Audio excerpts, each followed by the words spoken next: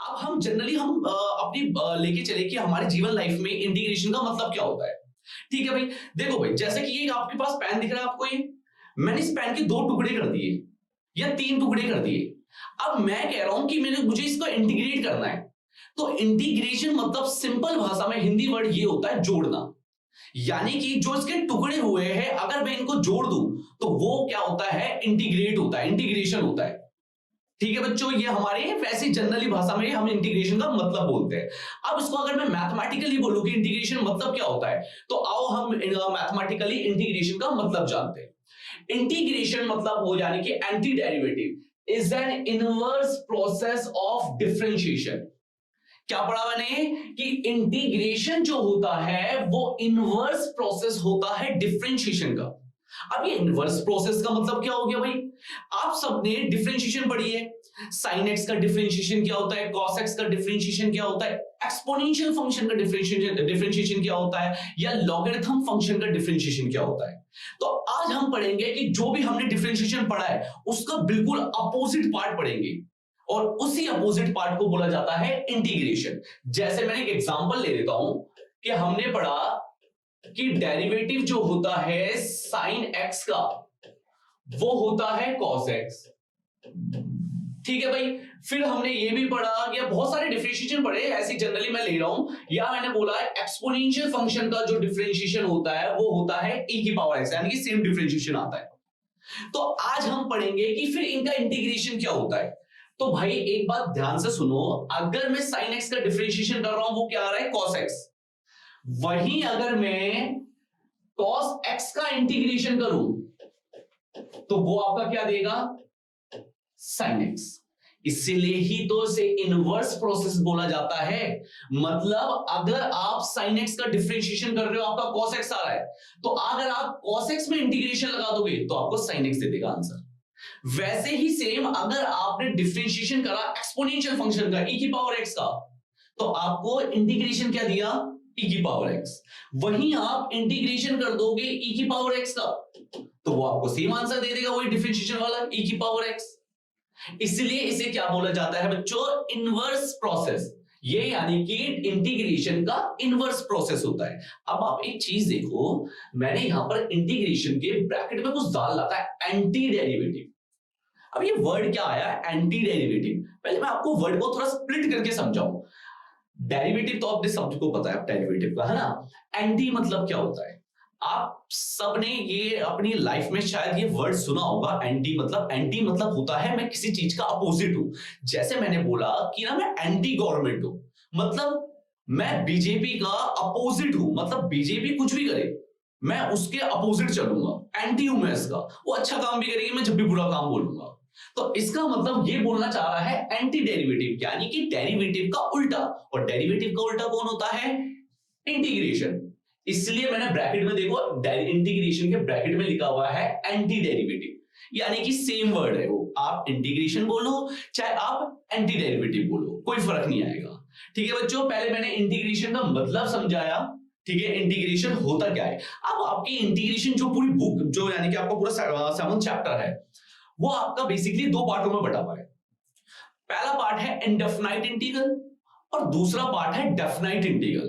तो पहले हम उसके बारे में समझेंगे कि इंटीग्रेशन में ये दो पार्ट में ये जनरली कैसे बटा हुआ है।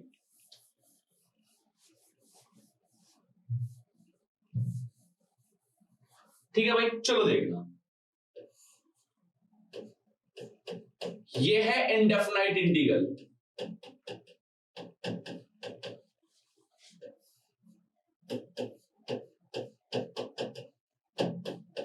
देखो भाई, अब ये सबसे पहले इनडेफिनाइट इंटीग्रल बोलते किसे, ठीक है ना। इसकी दो तरीके से रिप्रेजेंटेशन होती है। अगर मैं इसकी ज्योमेट्रिकल रिप्रेजेंटेशन बताऊं कि इंटीग्रेशन यानी कि डेफिनाइट इनडेफिनाइट इंटीग्रल होता क्या है।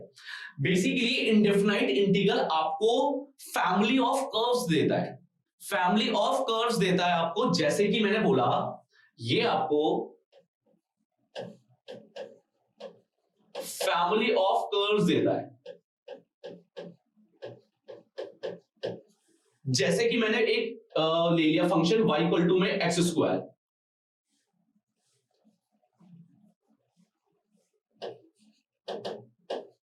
ठीक है।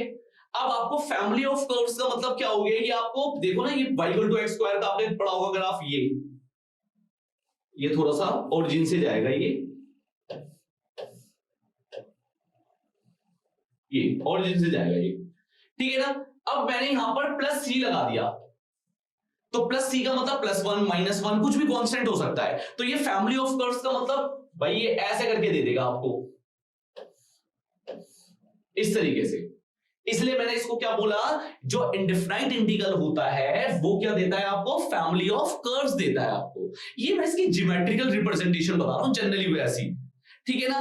फिर आता है डेफिनाइट इंटीग्रल, वैसे तो हम ये पढ़ेंगे आगे डेफिनाइट इंटीग्रल के बारे में, बट ऐसे ही मैं बता दूं कि डेफिनाइट इंटीग्रल क्या देता है। डेफिनाइट इंटीग्रल आपको एरिया देता है, यानी कि डेफिनाइट इंटीग्रल आपको ये बताता है कि किसी कर्व के अंडर में कितना एरिया आ रहा है। जैसे मैंने बोला ये वाला एक कर्व है, तो इस कर्व में यहां से लेकर यहां तक कितना एरिया आ रहा है, यानी कि ए से लेकर बी तक ये वाला एरिया। डेफिनाइट इंटीग्रल हमेशा आपको क्या देगा बच्चों, आपको एरिया निकालने के लिए देगा, जो आप एप्लीकेशन ऑफ इंटीग्रेशन में भी पढ़ोगे, ठीक है ना। वहां पर भी आप यही चीज सीखोगे कि एरिया कैसे निकाला जाता है, वो आपका डेफिनाइट इंटीग्रल का ही पार्ट होता है, ठीक है। वो बात आगे की है कहानी, ठीक है ना। बट मैंने आपको अभी इंडेफिनाइट इंटीग्रल के बारे में बताया कि वो आपको क्या देता है, फैमिली ऑफ कर्व्स देता है। इसको मैं और अच्छी तरीके से एक्सप्लेन करता हूं कि ये इंडेफिनाइट इंटीग्रल के बारे में, क्योंकि हम पहला टॉपिक अभी इंडेफिनाइट इंटीग्रल ही पढ़ने जा रहे हैं, ठीक है बच्चों। चलो आप देखते हैं।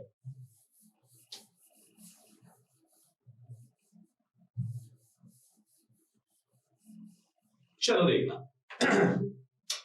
सबसे पहले आपके बुक में कुछ फॉर्मूलाज होंगे, ठीक है ना। जैसे कि sin x का इंटीग्रेशन क्या होता है, cos x का इंटीग्रेशन क्या होता है, tan x का इंटीग्रेशन क्या होता है, आपकी बुक में सारे फॉर्मूले लिखे हुए हैं, ठीक है ना। एक बार आप देखो, आप रीड करो उसको कि आपके क्या फॉर्मूले दे रखे हैं। तो कुछ मैं समझाने जा रहा हूं यहां पर इंडेफिनाइट इंटीग्रल के बारे में।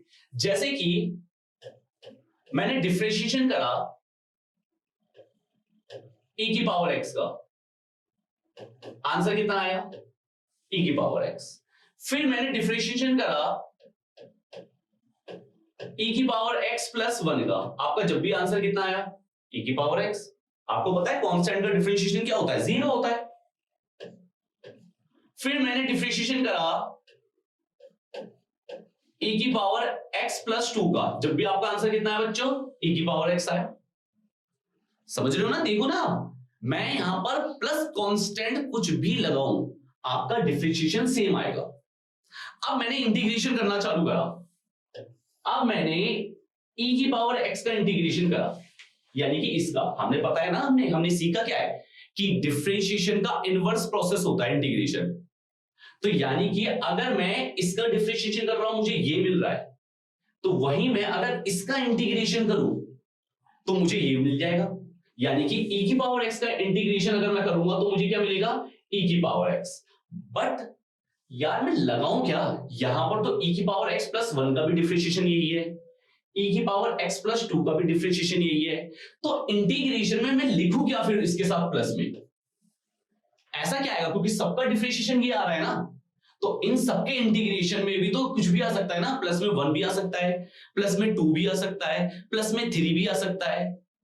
अब मुझे तो नहीं पता ना क्या आएगा, इसलिए यहां पर हम इंटीग्रेशन में जब भी किसी फंक्शन का इंटीग्रेशन करते हैं वहां पर हम e की पावर x प्लस c लगा देते हैं। c इज अ कांस्टेंट, और इसलिए इसको इंडेफिनाइट इंटीग्रल बोला जाता है, क्योंकि हम यहां पर डेफिनाइट नहीं होते, हमें नहीं पता यहां पर प्लस में क्या आएगा, इसके साथ वन आएगा, टू आएगा, माइनस वन आएगा, माइनस टू आएगा, कुछ भी आ सकता है। इसलिए बच्चों यहां पर हम प्लस c लगाते हैं। हम क्या करते हैं, हम जस्ट रट लेते हैं उसको, क्या रे इंटीग्रेशन करो प्लस में c लगा दो, और c क्या होता है, कांस्टेंट। हमें नहीं पता वो क्यों लिखते हैं हम, ठीक है ना। इसलिए मैंने आपको ये चीज समझाई कि हम प्लस c लिखते क्यों है यहां पर, क्योंकि आप देखो ना, मैंने यहां पर पढ़ाया आपको कि डिफरेंशिएशन सबका जो डिफरेंशिएशन है वो क्या है, e की पावर x ही आ रहा है, ठीक है ना। सबका डिफरेंशिएशन क्या आ रहा है, e की पावर x आ रहा है, तो इनका इंटीग्रेशन भी तो यही आना चाहिए ना भाई। जैसा अगर मैंने इसका इंटीग्रेशन करा ये आएगा, इसका इंटीग्रेशन करा तो ये आना चाहिए ना, इसका इंटीग्रेशन भी ये आना चाहिए। तो मैं फिर कितने लिखता रहूंगा e की पावर x का इंटीग्रेशन, मुझे क्या पता इसके साथ प्लस में क्या आ रहा है, -1 आ रहा है, 0 आ रहा है, 1 आ रहा है, 2 आ रहा है, इसलिए मैं यहां पर क्या लगा देता हूं, प्लस c लगा देता हूं।